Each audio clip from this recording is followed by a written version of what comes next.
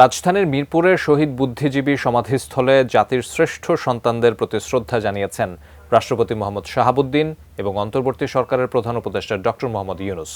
শ্রদ্ধা নিবেদন শেষে সেখানে এক সংবাদ সম্মেলনে প্রধান উপদেষ্টার প্রেস উইংয়ের পক্ষ থেকে জানানো হয়, বুদ্ধিজীবীদের আদর্শ ধারণ করে এগিয়ে যাচ্ছে ডক্টর ইউনূসের সরকার।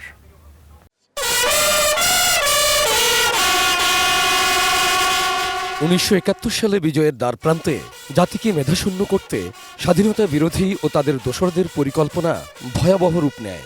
হত্যা করা হয় সূর্য সন্তান বুদ্ধিজীবীদের। ৫৩ বছর পরও তারা বাঙালির হৃদয় জুড়ে। কুয়াশার ভোর পেরিয়ে হিমহিম ঠান্ডায় শনিবার সকাল ৭টার দিকে ফুল দিয়ে শহীদ বুদ্ধিজীবীদের প্রতি শ্রদ্ধা জানান রাষ্ট্রপতি মোহাম্মদ শাহাবুদ্দিন। এ সময় সশস্ত্র বাহিনীর একটি সুসজ্জিত দল সশস্ত্র সালাম জানায়। পরে বুদ্ধিজীবী সমাধিতে পুষ্পার্ঘ্য নিবেদন করেন অন্তর্বর্তী সরকারের প্রধান উপদেষ্টা ডক্টর মোহাম্মদ ইউনূস।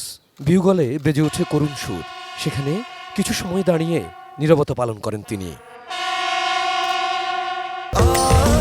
স্বাস্থ্যকর অল টাইম ফ্যামিলি কেক, সব সময় অল টাইম হেলদি লাইফ। শ্রদ্ধা নিবেদন শেষে ৩ বাহিনী প্রধান, অন্যান্য উপদেষ্টা, উপস্থিত মুক্তিযোদ্ধা ও যুদ্ধাহত মুক্তিযোদ্ধা, শহীদ বুদ্ধিজীবী পরিবারের সদস্য এবং বৈষম্য বিরোধী ছাত্র আন্দোলনের নেতাদের সাথে কুশল বিনিময় করেন ডক্টর ইউনূস। পরে সেখানে এক ব্রিফিংয়ে আইন উপদেষ্টা ডক্টর আসিফ নজরুল বলেন, মুক্তিযুদ্ধের ধারাবাহিকতায় ২৪-এর গণ অভ্যুত্থান হয়েছে। আমাদের তরুণদের আত্মত্যাগের বিনিময়ে রাষ্ট্র গড়ার যে দ্বিতীয় সুযোগ আমরা পেয়েছি, সেই সুযোগ যেন আমরা কোনোভাবেই নস্যাৎ না করি, সেই সুযোগ যেন আমরা কোনোভাবেই নষ্ট না করি, সেটাই যেন আমাদের প্রত্যয় হয়।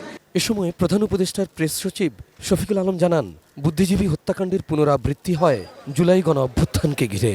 যেই নতুন বাংলাদেশ গড়ার প্রত্যয়ে প্রফেসর ইউনূস এগিয়ে যাচ্ছেন, এটা সেই শহীদ বুদ্ধিজীবীদের যে ড্রিম ছিল তারই একটা কন্টিনিউয়েশন। প্রফেসর ইউনূস বা ওনার টিম, আমরা পুরো শহীদ বুদ্ধিজীবীদের যে আইডিয়ালস, তাদের যে লড়াই, সেটাকে আমরা ধারণ করি। ছাত্র জনতার অভ্যুত্থানের মধ্য দিয়ে বাংলাদেশের নবজাগরণে জাতির শ্রেষ্ঠ সন্তানদের ত্যাগের চেতনাকে ধারণ করে অসাম্প্রদায়িক বৈষম্যহীন বাংলাদেশ গড়ার প্রত্যাশা সবার। Abul Kalam Azad, ATN news, Dhaka.